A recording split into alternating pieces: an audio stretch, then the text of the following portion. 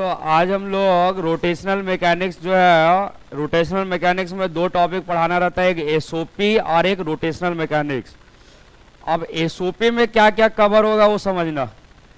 Rotation आसान है, SOP थोड़ा सा फंडामेंटल है। एसओपी में सबसे पहला हम लोग पढ़ाएंगे centre of mass, collision, collision तो हो करके है, सेंटर ऑफ मास। उसके बाद जो है फिर हम लोग बात करेंगे इम्पल्स।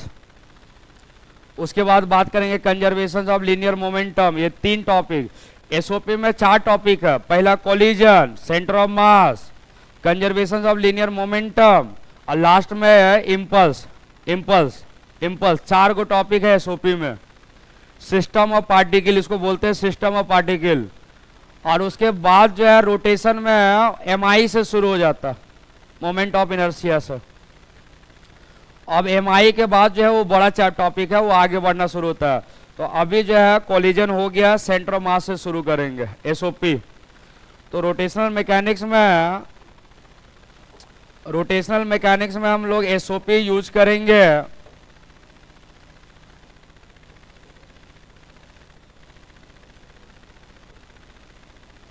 रोटेशनल मैकेनिक्स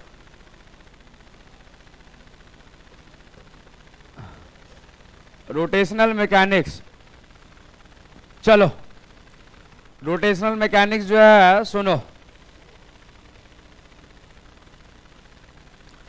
इसमें पहला टॉपिक सेंटर ऑफ मास है। सेंटर ऑफ मास है, शॉर्ट में सीओएम बोलेंगे, सेंटर ऑफ मास या सीएम बोलेंगे।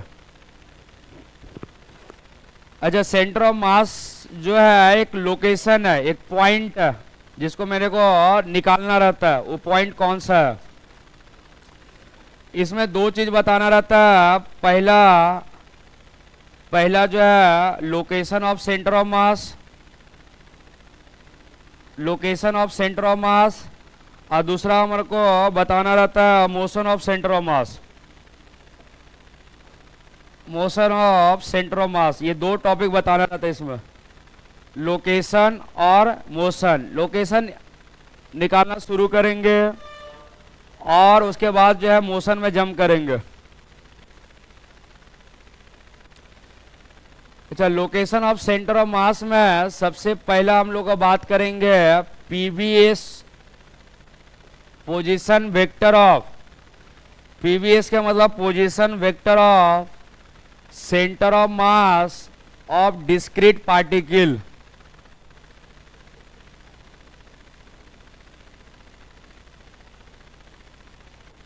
डिस्क्रीट पार्टिकल्स,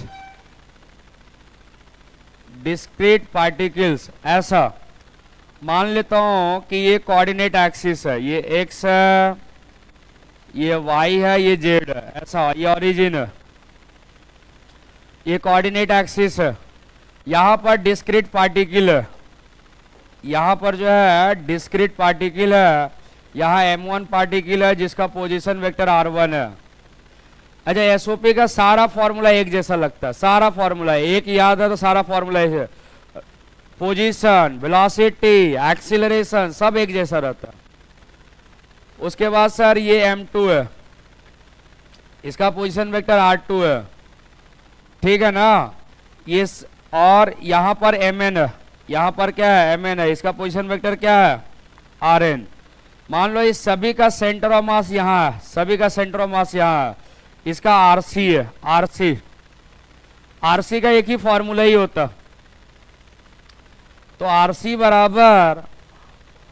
बराबर होगा m1 r1 plus m2 r2 dot dot dot divided by m1 plus m2 plus dot dot. 2 के लिए 2 तक जाएगा, 3 के लिए 3 तक जाएगा, 4 के लिए 4 तक जाएगा, 8 के लिए 8 तक जाएगा, 25 के लिए 25 तक जाएगा, ठीक है। n के लिए n तक जाएगा, सेम जैसा। ये है तुम्हारा पोजीशन वेक्टर है। अच्छा, इसको कार्टेशियन फॉर्म में क्या होगा, इन कार्टेशियन फॉर्म, इन कार्टेशियन फॉर्म, इन कार्टेशियन फॉर्म में अगर चेंज करेंगे तो आरसी को एक्सी कोऑर्डिनेट, ये लिखेंगे m1 x1 प्लस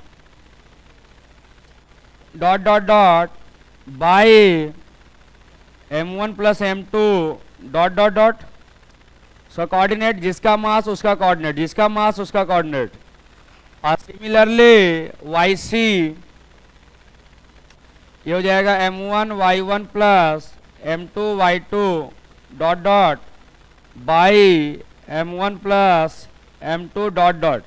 और zc जो होगा ये m1 z1 plus m2 z2 dot dot by m1 plus m2 dot dot ऐसे जाएगा।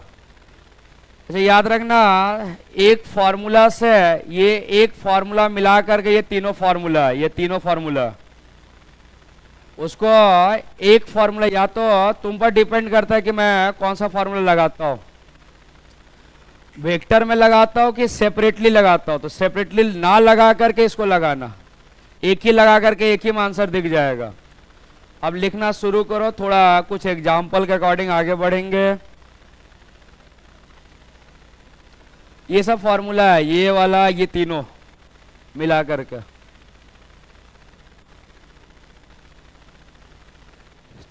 चलिए कुछ क्वेश्चन लिखे, तो लिखे 2 particle having masses 2 kg and 3 kg, 2 particle having masses 2 kg and 3 kg, 2 particle having masses 2 kg and 3 kg, its PVS position vector, its PVS मतलब position vector, its PVS position vector 1 2 3। देखो यहां लिखा हुआ है 1 2 3, देखो कैसे मैं बोलता हूं 1 2 3 and 2 minus 4 minus 1। Find the PVS of COM, find the PVS of COM। चलो m1 r1 plus m2 r2 by m1 plus m2, फटाफट पेन चलाओ। RC बराबर m1 r1 plus m2 r2 by m1 plus m2। m1 2 kg है और ये 3 kg है।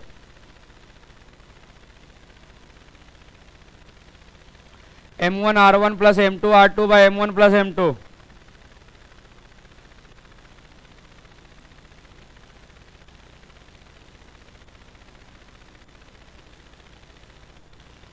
m1 r1 plus m2 r2 by m1 plus m2।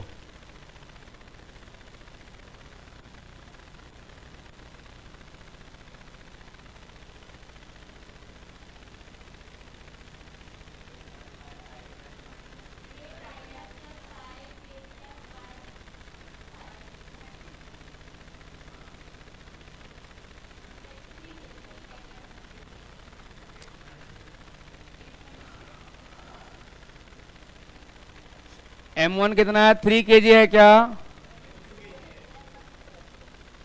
अच्छा m1 2 kg है और m2 चलो तो RC बराबर हो जाएगा m1 r1 plus m2 r2 by there सम।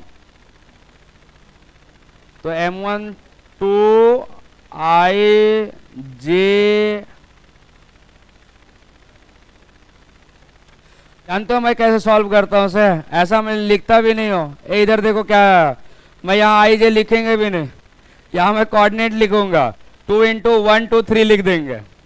अरे यहाँ 1 2 3 लिखेंगे, माइनस यहाँ plus thrice of 2 minus 4 minus 1 लिखेंगे, बाई नीचे सम करेंगे, उन नंबर को घटा करके आई जे लगा देंगे। नहीं समझा? समझा ना?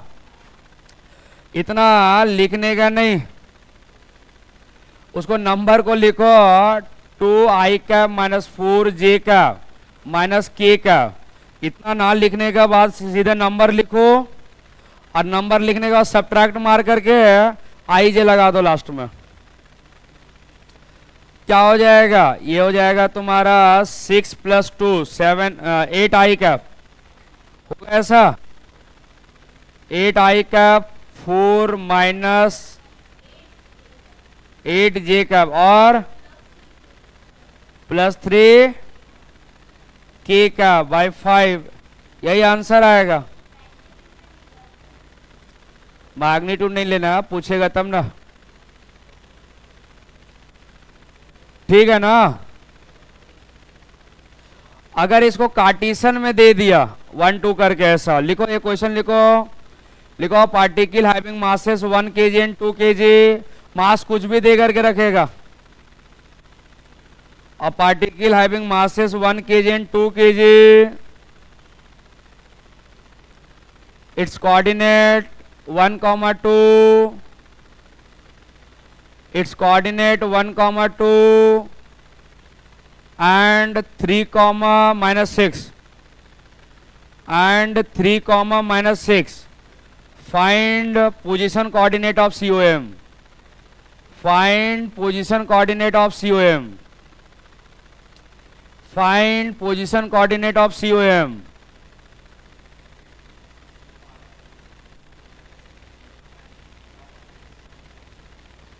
फाइव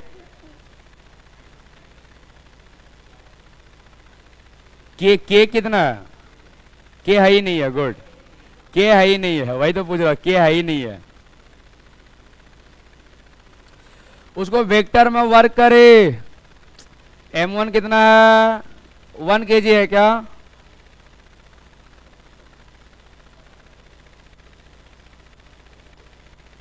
इसका कोऑर्डिनेट कितना दिया हुआ है देखो तो,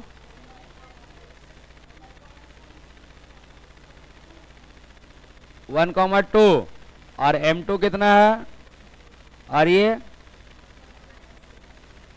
चलो ये हो जाएगा 1, 1, 2, ऐसा लिखा जाता है, मैं ऐसे ही सॉल्व करता हूं।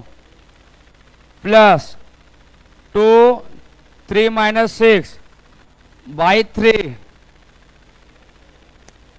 अरे ऐसे ही सॉल्व किए ना, बराबर है।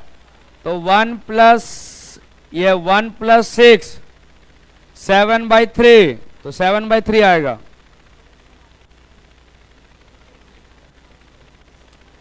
7/3 I कैप, और 1 - 12 -11/3 J कैप,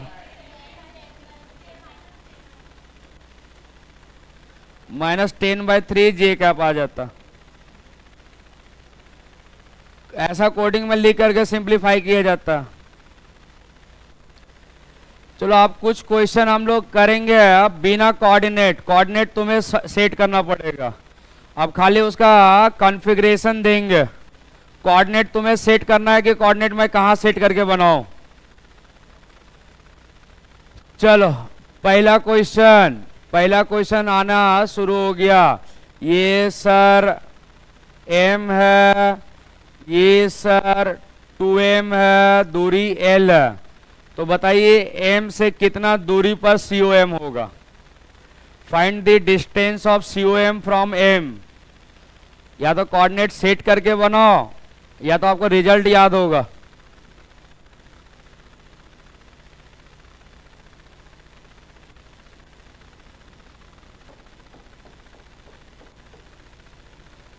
इसको कोऑर्डिनेट सेट करके ये 0, 0 हो जाएगा, ये L, 0 होगा। मान लो सेंटर ऑफ मास यहां लाइक किया,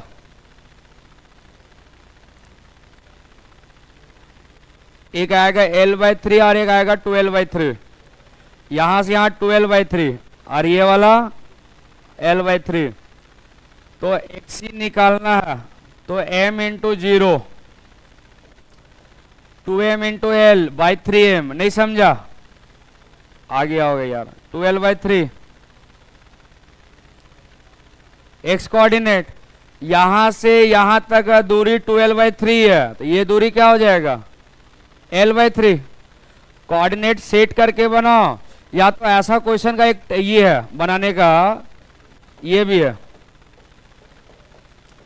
देखो इसको R1 पकड़ो और इसको क्या पकड़ो? R2। तो R1 R2 का फॉर्मूला होता ये हो जाएगा R1 प्लस R2 जो होगा वो L का बराबर होगा। और ये जानते हो M1 R1 बराबर M2 R2, ये मोमेंट इक्वेशन कहलाता है, इसको मोमेंट इक्वेशन बोलते हैं। ये मोमेंट इक्वेशन है, R1 प्लस R2 L होगा और M1 R1 plus M1 R1 equal to M2 R2, ये मोमेंट इक्वेशन कहलाता है।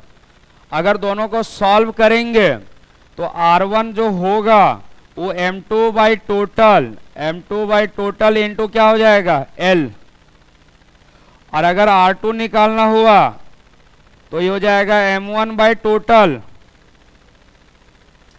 इंटू क्या हो जाएगा L हो जाएगा। इसको निकालना बहुत आसान है। अगर R1 निकालना हुआ तो उसका mass by total into L कर दो, और अगर ये निकालना हुआ तो ये mass by total into L कर दो, डायरेक्ट आंसर आ जाएगा। चलो कुछ क्वेश्चन जो है ऐसे ही निकालना शुरू करो, डायरेक्ट निकाला। दूसरा क्वेश्चन है सर ये 2m है और ये m है, 3m है, सेपरेशन L है, बताओ R1 R2 क्या होगा। R1 जो है लाइटर से है, R2 जो है हैवियर से है। R1 जो है लाइटर से है, R2 जो है हैवियर से है।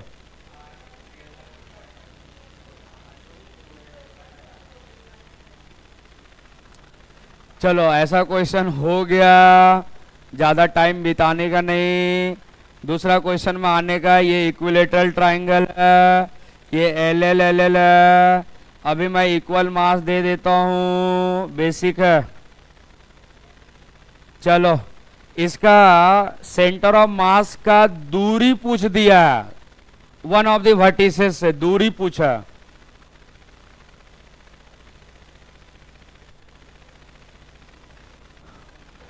पहले कोऑर्डिनेट सेट कर लो,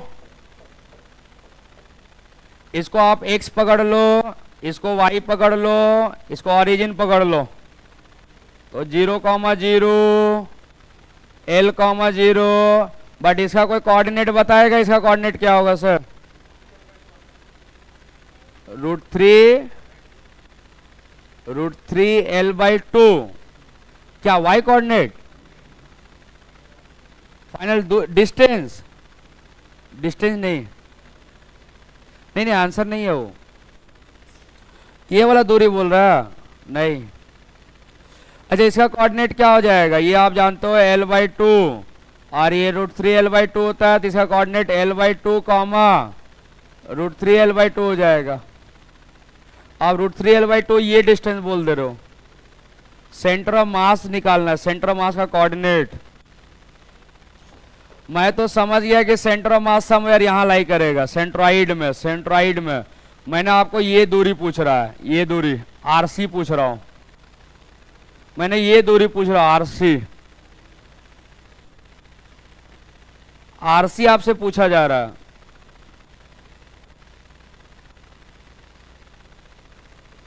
अरे इक्विलेटरल ट्रायंगल का रिजल्ट होता है, नहीं, इक्विलेटरल ट्रायंगल का रिजल्ट है यार ये वाला, यहां से यहां मिला, यहां से यहां मिला, यहां से यहां मिला, ये RL के टर्म में आंसर ही है।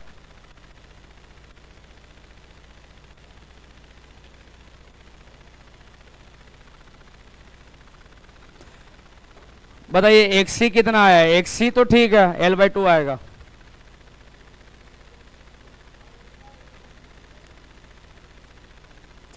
YC कितना आया?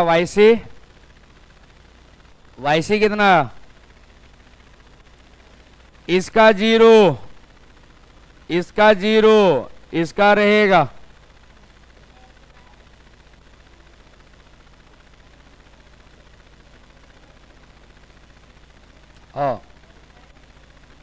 ये YC आया, ये तो YC आया। इसका कोऑर्डिनेट मेरे को ये नहीं पूछ रहा है, मेरे को वेक्टर पूछ रहा है, RC का दूरी। तो L/2 बाहर निकाल दीजिए, तो I cap plus 1/√3 J cap, ये नहीं होगा। और इसको मैंने I कैप J कैप लगा दिया, L/2 बाहर निकाल दिया। तो RC का L/2 बराबर है, इसका मैग्नीट्यूड क्या हो जाएगा? 1 + 1/3, 1 प्लस क्या हो जाएगा? 1/3। तो L/√3 आंसर आएगा किसी का? L/√3 नहीं, ठीक है। L बाई आर ये हो जाएगा 2√3 हो जाएगा, ये कट जाएगा। कैसे आया? 3 + 1 4, 2/2 कट जाएगा, L/√3। अरे ये इक्विलेटरल ट्राइंगल का रिजल्ट होता है। कैसे रिजल्ट होता है बताइए? ये यहाँ जो है कोई इक्विलेटरल ट्राइंगल है, ये सब का रिजल्ट तो याद रखो यार। ये L, ये L, ये L, तो ये RR है। मैंने बहुत बार बताया होगा कभी, या आप जानते भी होंगे। ये R जो है L के टर्म में आपको याद भी होगा। R जो होता है L/√3 होता है, इन्हें बहुत यूज किया हूं मैं। यही तो पूछ रहा था मैंने, या तो मेथड से निकालो या तो पहले याद था, इसको बता देना था। तो L/√3 करेक्ट आंसर है। चलिए आगे जो है कुछ और आगे हम लोग बढ़ते हैं सेंटर ऑफ मास में। चलिए आगे समझिए, ये तो डिस्क्रीट वाला था। अब कुछ हम लोग बात करेंगे कंटिन्यूअस वाला। अब कंटिन्यूअस वाला क्या है उसको समझना पड़ेगा। तो लिखो position vector of continuous bodies.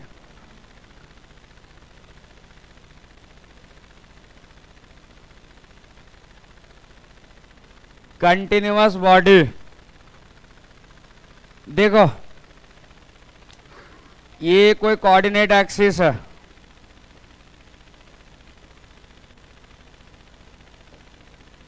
और ये कोई बॉडी है, ये कोई बॉडी है, और ये कोई कंटिन्यूअस ऑब्जेक्ट है। इसका टोटल मास m पकड़ लो।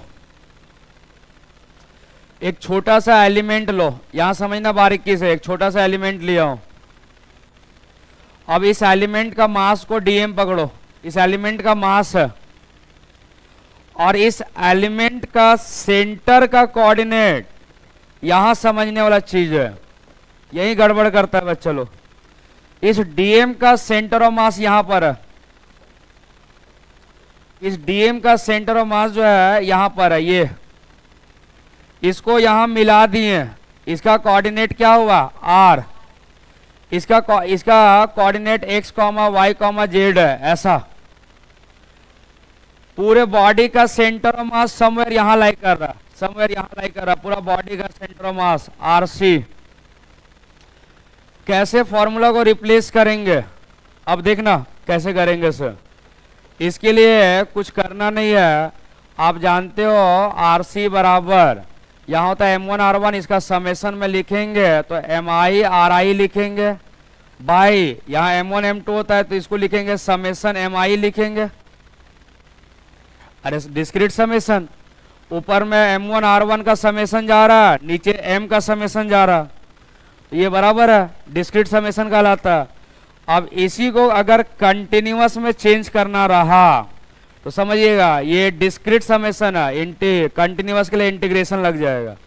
ये हो जाएगा इंटीग्रेशन, इसको हम लोग dm बोलेंगे, और इसको क्या बोलेंगे? r, और नीचे क्या बोलेंगे? dm, नीचे dm। अब क्या हो जाएगा? इसका फॉर्मूला हो जाएगा सर rc बराबर, ऊपर में हो जाएगा r dm, और नीचे हो जाएगा dm हो जाएगा। नीचे क्या होगा? dm। ये देखो, अब यहां दो केस लेकर के चलते हैं। दो केस क्या है? अब इसको लिख लो। इसका दो केस है कि अगर सर यूनिफॉर्म मास हुआ, यूनिफॉर्म मास हुआ तो dm को m से रिप्लेस कर सकते हैं। इसके लिए कोई दिक्कत नहीं होगा। dm को m से रिप्लेस कर देना तो फॉर्मूला तुम्हें इतना दिखना चाहिए, 1/m integration over r dm दिखेगा, ऐसा दिखेगा। अगर वो कांस्टेंट रहेगा तब ऐसा होगा, अदरवाइज मत कर देना। अगर वहां लैम्डा सिग्मा कांस्टेंट रहेगा तब वो ठीक है, अदरवाइज ये लगता है।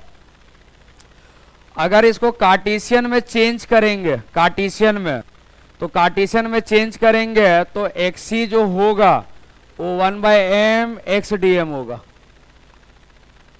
और वाई सी जो होगा 1/m वाई डी एम होगा, और जेड सी जो होगा 1/m जेड डी एम हो जाएगा। ये वाला ऐसा, ये वेक्टर वाला वो कार्टेशियन है, एक ही चीज है, या तो सिंगल लगाओ या तो तीनों मिला करके लगाओ, है तो एक ही चीज है। अब इसका जो है कुछ सेंटर मास टॉबलेट करने जा रहा हूं, उसको टॉबलेशन समझो, यादें भी रखना पड़ेगा, कैसे कैसे मेरा पूरा टेबल बना दूंगा, अभी पूरा सभी का टेबल बना देता हूं। कुछ ज्योमेट्री का सेंटर ऑफ मास याद रखना पड़ता,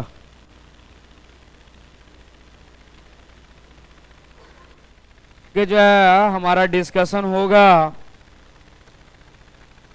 टेबल बनाने जा रहा हूं, पहला टेबल है ये यूनिफॉर्म रॉड का, फटाफट लिखते जाना। यूनिफॉर्म रॉड का सेंटर ऑफ मास बेटा ज्योमेट्रिकल सेंटर में लाई करता है। अच्छा, इसका मास m है, length l, centre of mass बीच में लाई करेगा, दूरी l/2 हो जाएगा। हो गया, इसका आ गया। दूसरा टेबल बनाएंगे सेमी सर्कुलर रिंग का। अच्छा, सबसे पहला हम लोग लाइन ऑफ सिमेट्री समझते हैं कि लाइन ऑफ सिमेट्री किसको बोलते हैं। तो यहाँ लाइन ऑफ सिमेट्री जो होगा ना, उसको वर्टिकल को बोला जाता है, वर्टिकल को। लाइन ऑफ सिमेट्री इस वर्टिकल को बोला जाता, ये लाइन ऑफ सिमेट्री हुआ। और इसका सेंटर ऑफ मास इसमें लिख लेना सेमी सर्कुलर रिंग। ये क्या है? Semi circular ring, semi circular ring.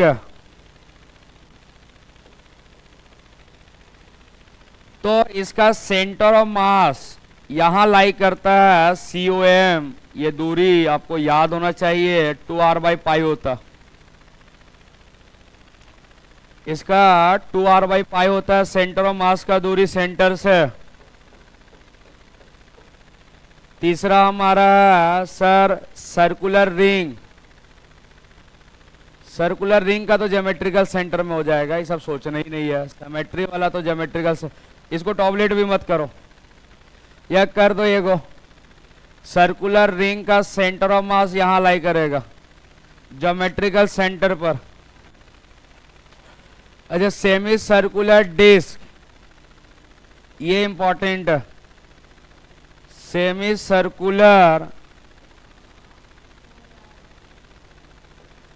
Circular disc का पहले लाइन ऑफ सिमेट्री में सेंटर ऑफ मास लाई करता है, ये याद रखिएगा। Centre of mass always lies on line of symmetry, always. इसका लाइन ऑफ सिमेट्री ये कहलाएगा, दो इक्वल बांटने वाला लाइन ऑफ सिमेट्री कहलाता है। इसका सेंटर ऑफ मास यहां लाई करेगा, और इसका दूरी आपको याद होना चाहिए 4r/3π होता, 4r/3π होता है इसका सेमी सर्कुलर डिस्क का।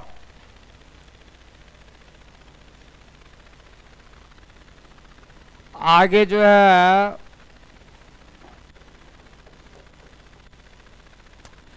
अच्छा, फिफ्थ में है क्वार्टर रिंग।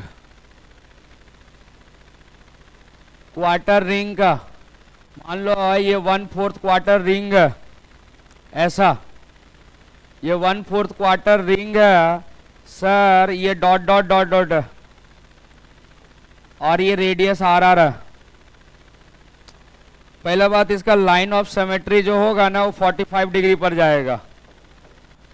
इसका लाइन ऑफ सिमेट्री जो होगा ना वो ये होगा, ये लाइन ऑफ सिमेट्री है। इसका centre of mass line of symmetry में ही लाई करेगा, और इसका रिंग का बराबर होता है, बट दोनों लेना पड़ेगा, x भी लेना पड़ेगा और y भी लेना पड़ेगा। ये सेंटर ऑफ मास है सर, ये 2r/π, सर ये भी 2r/π, लिख लो, दोनों 2r/π 2r/π पर होता दोनों। ये सेमी सर्कुलर रिंग है, ये सॉरी क्वार्टर रिंग है, और क्वार्टर डिस्क का भी सेम जैसा।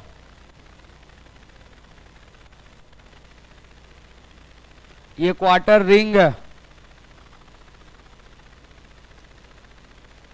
क्वार्टर डिस्क का भी वही होगा।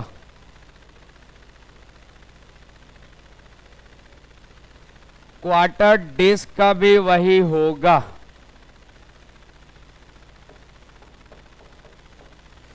इसका लाइन ऑफ सिमेट्री है, सेंटर ऑफ मास यहां लाई करेगा, ये दूरी हो जाएगा 4r/3π और ये हो जाएगा 4r/3π, सेम दूरी पर लाई करता। ये क्वार्टर डिस्क है। अब बात करेंगे हेमिस्फेरिकल सेल, मतलब हॉलो हेमिस्फीयर। तो हेमिस्फेरिकल सेल,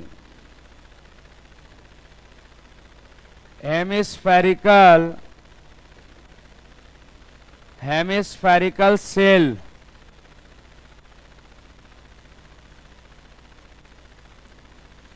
हाँ बोलो। ये लाइन ऑफ सिमेट्री है, इसका सेंटर ऑफ मास यहां लाई करेगा समवेयर, और ये दूरी आपको याद होना चाहिए r/2 होता।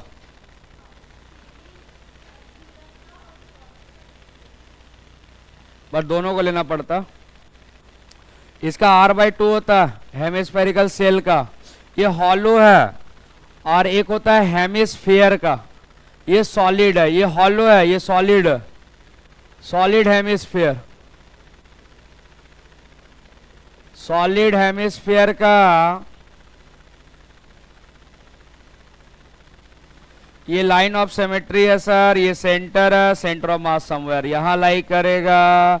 ये दूरी 3r/8 होता है, 3r/8 होता है, लर्न करना 3r/8 होना चाहिए। सेंटर ऑफ मास का दूरी 3r/8 होता है।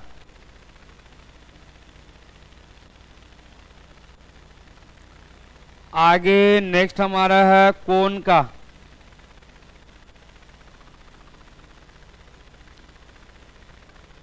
पहला हम लोग बात करेंगे सॉलिड कोन।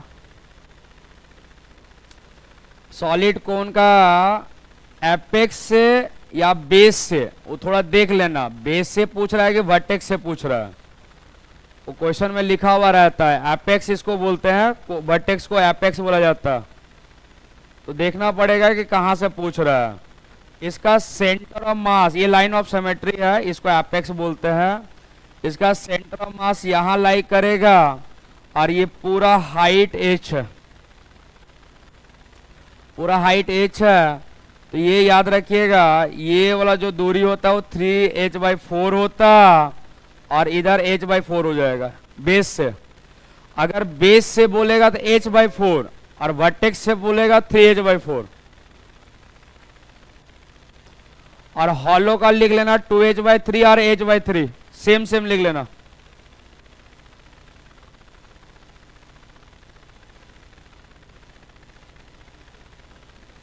कोनिकल मतलब हॉलो।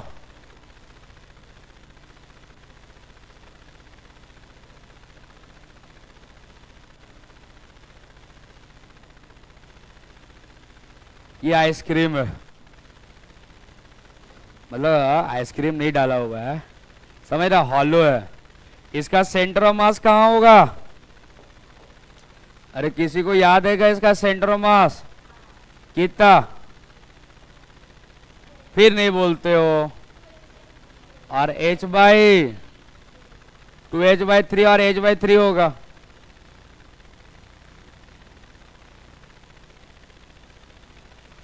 तो इतना हमारा ये सब ज्योमेट्री स्टैंडर्ड है, इस सबका सेंटर ऑफ मास याद रखने का। इतना ज्योमेट्री स्टैंडर्ड है, इसको याद रखना चाहिए कॉनिकल सेल का।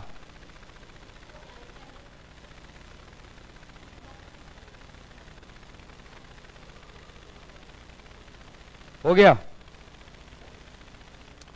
चलो आप कुछ क्वेश्चन प्रैक्टिस करवाने जा रहा हूं, वेरिएबल वाला, इंटीग्रेट मार करके लाना पड़ेगा। एक दो क्वेश्चन करवा देता हूं, एक क्वेश्चन हम करवाएंगे, एक क्वेश्चन तुमसे करवाएंगे। लिखिए, लिखना थीन रॉड, लिखो अ थीन रॉड लेंथ L, लिखो, एक क्वेश्चन हम करेंगे, एक क्वेश्चन आपसे करवाएंगे। A thin rod, length L and its linear mass density and its linear mass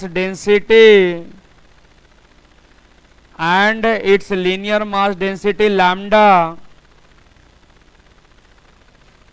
lambda बराबर alpha x square, where alpha positive. Find the distance of COM, find the distance of COM। देखो, एक question मैं आपको solve करके दिखा देता हूं, एक क्वेश्चन मैं आपसे प्रैक्टिस करवाएंगे। इसको क्या करना है सर, x मान लेना है, इसको y मान लेना है, ये ओरिजिन है। एक छोटा सा एलिमेंट लो,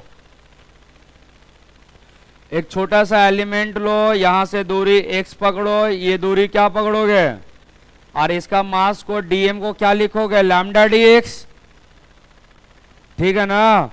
अब अभी हम बताया था कि xc निकालने के लिए क्या करेंगे, x dm बाई क्या करेंगे, dm, वेरिएबल है, इसको इंटीग्रेट मारना पड़ेगा। तो अब इंटीग्रेशन करना कोई ये नहीं है, तो xc हो जाएगा x और dm को लिखेंगे लैम्डा dx, बाई क्या लिखेंगे, लैम्डा dx। इसको कैंसिल मत कर देना, अलग अलग है। अरे ऊपर वाला फंक्शन अलग है, नीचे वाला फंक्शन अलग है, कि लैम्डा कट नहीं जाएगा, ऐसा नहीं कि लैम्डा कट गया, वो अलग फंक्शन है। तो सर xc बराबर हो जाएगा x और ये अल्फा एक्स स्क्वायर, और ये हो जाएगा dx बाई, ये हो जाएगा अल्फा एक्स स्क्वायर dx हो जाएगा, 0 से l, 0 से l, अल्फा अल्फा कट गया, इसको इंटीग्रेट मार करके आंसर लो।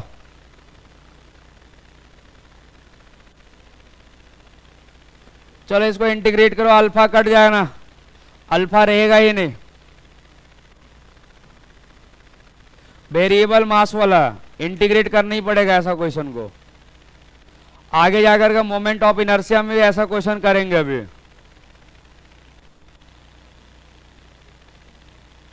अल्फा कट जाएगा, ऊपर का होगा l के पावर 4/4 r, तो ये हो जाएगा आपका 4l/3 आ जाएगा। कितना आएगा देख लो, अरे अल्फा अल्फा कट गया, तो ये हो जाएगा l के पावर 4/4 और l के पावर 3/3, तो ये कट जाएगा, तो ये हो जाएगा 3l/4 आएगा, 3l/4 आएगा, 3l/4 आएगा।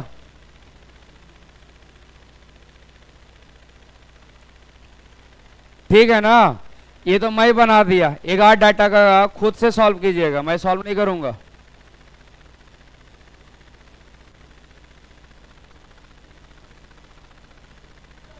हाँ,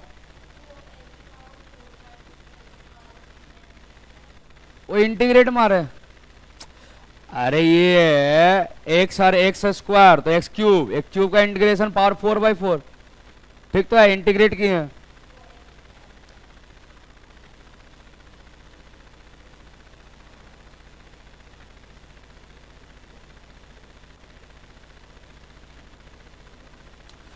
चलो इसका सॉल्व करो, लेंथ एल, रॉड का लेंथ एल, खाली आपको इंटीग्रेशन करना प्रॉपर।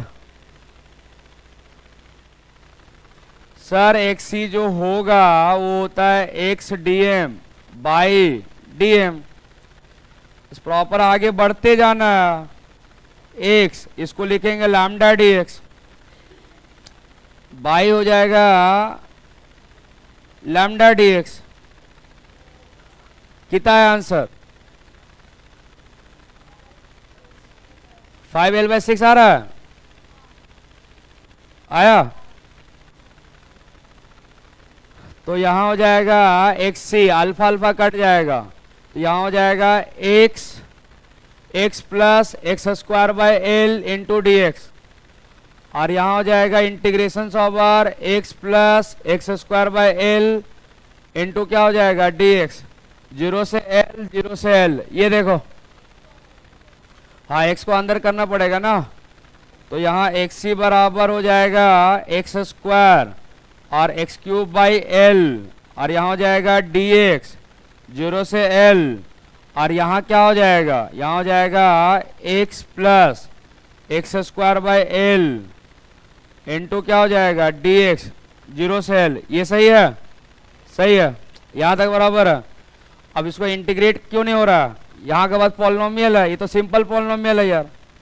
एक्स ही यहाँ हो जाएगा l के पावर 3/3 हो जाएगा पहला, और l कांस्टेंट है, l को बाहर पकड़ो, यहाँ तो l कांस्टेंट है 1/l, यहाँ का हो जाएगा l के पावर 4/4 हो जाएगा, तो l के पावर 4/4 हो जाएगा। ये तो आंसर ही आ गया यार, ये तो आंसर ही दिख रहा है। इसका हो जाएगा सर l²/2, सर 1/l बाहर निकलेगा, इसका हो जाएगा l³ सॉल्व करेंगे थोड़ा, l³ बाहर निकालो 1/3 प्लस 1/4, यहाँ l² बाहर निकालो तो 1/2 प्लस 1/3, ये कट जाएगा तो सॉल्व हो जाएगा तुम्हारा 7/12, और ये हो जाएगा 5/6, तो 7/12 और ये 6/5, ये 2 बार में 7/10 आएगा, 7/10 आ रहा, यही आंसर है।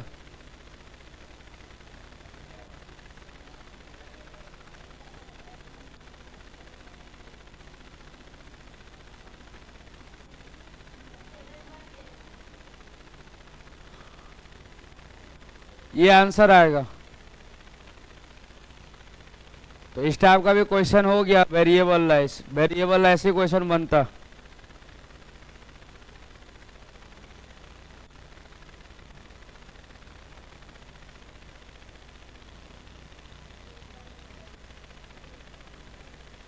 नहीं, हम बराबर किए हैं, कौन सा,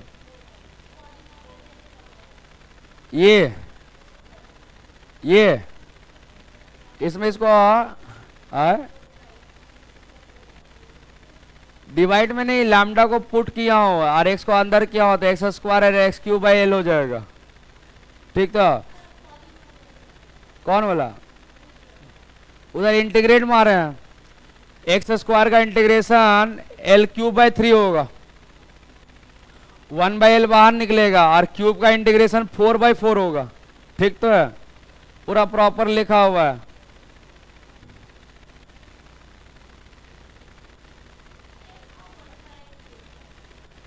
वन को नहीं लिए बाबा, ये एल को, अरे तो ये एल को 1/l पकड़े हैं, बाहर निकल गया, वो इंटीग्रेट नहीं होगा, कांस्टेंट है, वो कांस्टेंट है। ये सही है ना, तो 7l/10 आंसर आएगा, ये आंसर है। अब आगे जो है हम लोग बात करेंगे कंबाइंड, ये कंबाइंड बॉडी या combinations of bodies, combined bodies. चलो, कंबाइंड बॉडीज का निकालना कोई दिक्कत नहीं है, बॉडीज का सेंटर ऑफ मास पकड़ लेना। अरे वैसे ही फॉर्मूला सेम जैसा जाएगा, एक क्वेश्चन लेकर के समझा रहा हूं। कंबाइंड बॉडीज का सेंटर ऑफ मास एक क्वेश्चन लेकर के समझाएंगे। देखो यहाँ क्या है कि एक एल शेप्ड का रॉड, ये एल शेप्ड का रॉड, ये एल शेप्ड का rod, each of mass m और लेंथ l। चलो यहां से इसका मास m है, लेंथ l, इसका भी मास m है और लेंथ क्या है l। तो कहता है कि इसका सेंटर ऑफ मास का कोऑर्डिनेट क्या होगा और वर्टेक्स से कितना दूरी होगा। वर्टेक्स से दूरी पूछ रहा है, इस वर्टेक्स से कितना दूरी में होगा। तो ऐसा क्वेश्चन को कोऑर्डिनेट सेट कर दो, ऐसा क्वेश्चन को कोऑर्डिनेट सेट कर दो, ये x पकड़ लो, इसको y पकड़ लो, और ये वर्टेक्स, सेंटर ऑफ मास क्या इसका कोऑर्डिनेट हो जाएगा यहां से यहां L/2, L/2 कॉमा 0, और ये कोऑर्डिनेट हो जाएगा, ये हमारा C2 हो जाएगा, तो 0 कॉमा L/2, और इसको मिला देंगे तो ये सेंटर ऑफ मास होगा। अब सेंटर ऑफ मास का कोऑर्डिनेट निकालना आसान हो गया। XC कितना आएगा, आएगा उसका मास उसका कोऑर्डिनेट, तो m इंटू 0, इसका मास इसका कोऑर्डिनेट, तो m L/2/2m, कट जाएगा तो L/4 आएगा। सिमिलरली YC भी L/4 ही आएगा, ताकि सिमेट्री है, दोनों सिमेट्री दिख रहा। ऐड नहीं, मेरे को वर्टेक्स से दूरी पूछ रहा है, ये वर्टेक्स से दूरी पूछ रहा है, ये वाला RC पूछ रहा हूं मैं, RC पूछ रहा हूं, RC क्या होगा, तो RC जो होगा L/4 bracket I cap plus J cap हो जाएगा। नहीं समझा, IJ लगा दिया हूं, ये हो जाएगा L/4 इंटू √2 आएगा, मतलब L/2 √2 आएगा, ठीक है ना। L/ क्या आएगा, तो RC हो जाएगा L/4, इसका मैग्नीट्यूड क्या हो जाएगा √2, तो L/2 √2 आ जाएगा। नहीं समझा, अरे ये तो दूरी होता, ये वर्टेक्स से डिस्टेंस आ गया, मैग्नीट्यूड ले लिया। चलो एक और क्वेश्चन करेंगे, 3 रॉड वाला, यू शेप्ड रॉड वाला, ये एल शेप्ड का रॉड था।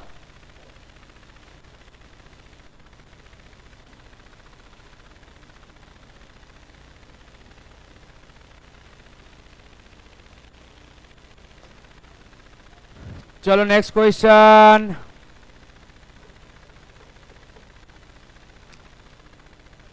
सर यू शेप्ड का कोई रॉड है, ये वाला, each of mass m length l, इसका कोऑर्डिनेट निकालिए। Each of mass m length l है, कुछ भी पकड़ो सेम आंसर आएगा।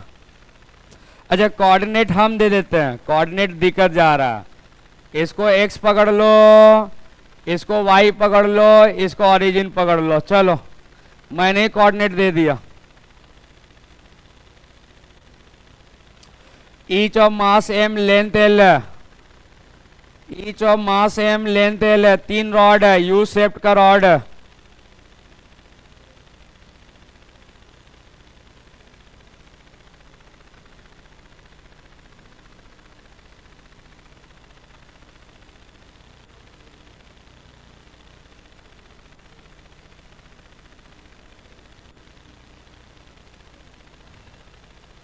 अरे कोऑर्डिनेट लिखिए और कोऑर्डिनेट में पुट कीजिए, सीधा आंसर ही आ जाएगा।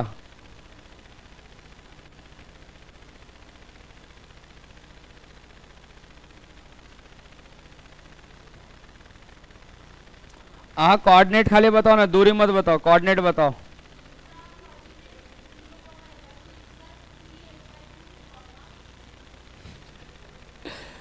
L/2 आ रहा है, XC YC,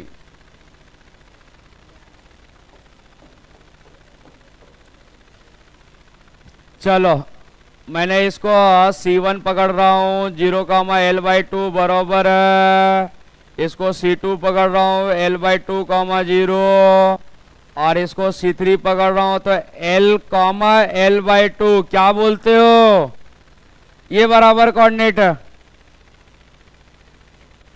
ये बराबर कोऑर्डिनेट है। हाँ आधा, तो L कामा L/2 ठीक तो है।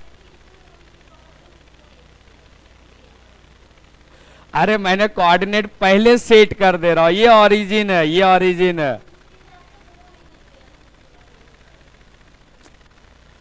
सही है। कोऑर्डिनेट मैंने उसको भी पकड़ा, अभी बराबर है, L/3 आएगा।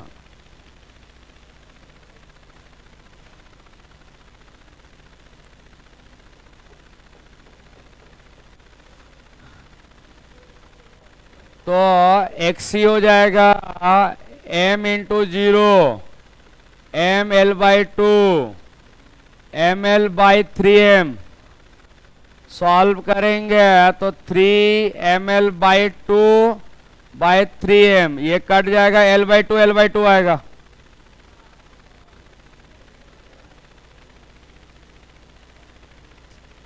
L/2 x कोऑर्डिनेट L/2 आ रहा, L/3 आ रहा, तो y कोऑर्डिनेट yc कितना आ रहा, yc आ जाएगा, वो आएगा ml/2, ये 0 और ये आएगा ml/2। हाँ ठीक है, बाई 3 होगा 3m, तो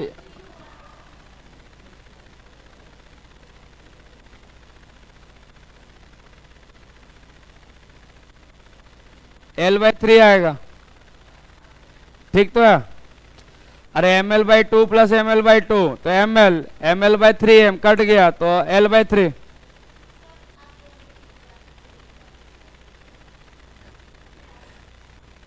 ये समझ में आया, तो क्या हो जाएगा, L/3 आ जाएगा, ठीक है। तो कंबाइंड बॉडी को ऐसे ही सॉल्व करना चाहिए।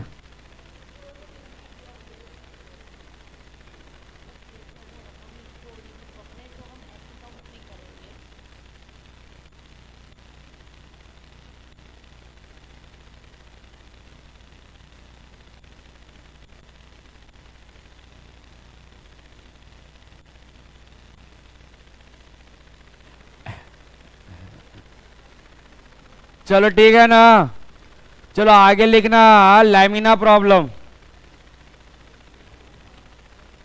आगे लिखिएगा लैमिना प्रॉब्लम।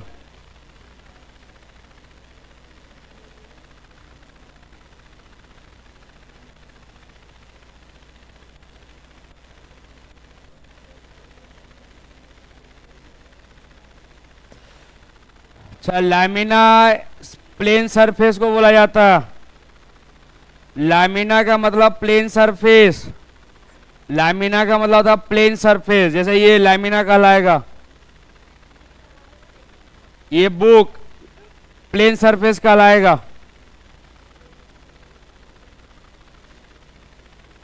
चलो देखो, ये एक्स है और ये वाई है, ये ओरिजिन है, ये दो लैमिना है, यहां मान लो दो लैमिना है जिसका एरिया A1 है, इस लैमिना का एरिया A1 है। लैमिना का मतलब होता है प्लेन सरफेस, प्लेन सरफेस को लैमिना बोलते हैं। इस लैमिना का एरिया A1 है और इसका कोऑर्डिनेट C1 है, तो इसका पोजीशन वेक्टर R1 है। एक और लैमिना है, ये दूसरा लैमिना है जिसका एरिया A2 है और इसका कोऑर्डिनेट C2 का कोऑर्डिनेट हमारा R2 है। अच्छा, दोनों का सेंटर ऑफ मास यहां लाई कर रहा है, समवेयर यहां लाई कर रहा है। इसका कोऑर्डिनेट क्या हो जाएगा, RC। फॉर्मूला एक जैसा जाएगा, मास के जगह एरिया रिप्लेस होगा बस। अरे मास के जगह एरिया रिप्लेस होता तो RC का फॉर्मूला होता A1R1 plus A2R2 plus dot dot divided by A1 plus A2। सबसे ज्यादा इसी टॉपिक से क्वेश्चन पूछा हुआ PYQ, सेंटर ऑफ मास का सबसे ज्यादा टॉपिक इसी से पूछा हुआ है, लैमिना वाला। ठीक है, वो कुछ दे करके लैमिना से ही क्वेश्चन ज्यादा पूछा है। अच्छा, इसको कार्टेशियन में चेंज करेंगे तो A1 x1 plus A2 x2 dot dot dot by क्या हो जाएगा, A1 plus A2 plus dot dot. Similarly YC लिखाएगा, YC हो जाएगा sir A1 y1 plus A2 y2 dot dot dot by A1 plus A2, A1 plus A2। Lamina एक इसका last example लेंगे समझाने के लिए। आपको ऐसा क्वेश्चन जो है ना बहुत सारा मिल जाएगा, बहुत सारा दे करके ही है। इस टाइप का क्वेश्चन जो है ना भरपूर दिया हुआ है, पूरा बुक में भरा हुआ इस टाइप का क्वेश्चन। ये कोई लैमिना सीट है, ये है कोई लैमिनस शीट और इसको कोऑर्डिनेट हम पकड़ लेता हूँ, ये एक्स है ये वाई है। देख लो कोऑर्डिनेट मैं ऑलरेडी दे रहा हूँ, नहीं भी दिया हुआ रहेगा तो खुद मान लेना मैं दे करके हूँ। अच्छा सर इसका साइड लेंथ आप दे दो ना, साइड लेंथ दे दो काम बन जाएगा। इसका साइड लेंथ 12 है, ये एल है, ये एल है और ये एल है, ये एल है और ये 12 है। ऐसा नहीं, पहले पार्टीशन करो, इसी में गड़बड़ करता है। पहले क्या करो, इसको पार्टीशन करके इसको क्या करो ना, ऐसा पार्टीशन कर दो। इसको ऐसा पार्टीशन करने के बाद जो है इसको पकड़ो एरिया A1 और इसको पकड़ो एरिया A2। अब निकल गया। अब निकालना कोई कष्ट नहीं है, कोऑर्डिनेट निकलेंगे एरिया पकड़ेंगे। सर इसका कोऑर्डिनेट क्या हो जाएगा, इसका कोऑर्डिनेट हो जाएगा ये तुम्हारा C1 है, ये हो जाएगा L कॉमा L/2 होगा। नहीं, हाँ एरिया बराबर है। इसका कोऑर्डिनेट क्या होगा L कॉमा L/2, ठीक है। अरे सही तो लिख रहा हूं। और इसका कोऑर्डिनेट थोड़ा सा कंफ्यूज होगा, मैंने लिख दे रहा हूं। इसका हो जाएगा L/2, एक्स कोऑर्डिनेट L/2 होगा, ये L है इसका L/2। और वाई कोऑर्डिनेट क्या होगा जी 3L/2। यहां से यहां L है और ये L/2 तो L प्लस L/2 3L/2, ठीक तो है। यहां से यहां L है और ये L/2 हो जाएगा, 3L/2 हो जाएगा, 3L/2। बस काम बन गया।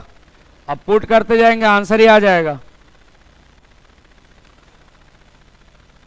तो यहां से सर A1 जो होगा वो 12 इंटू L हो जाएगा, तो 12 इतना।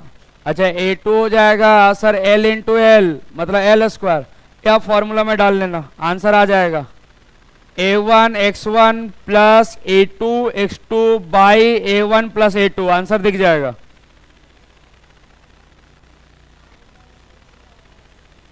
फाइव बाई सिक्स आ रहा है, L भी आएगा, L कहाँ उड़ा दे रहे हो।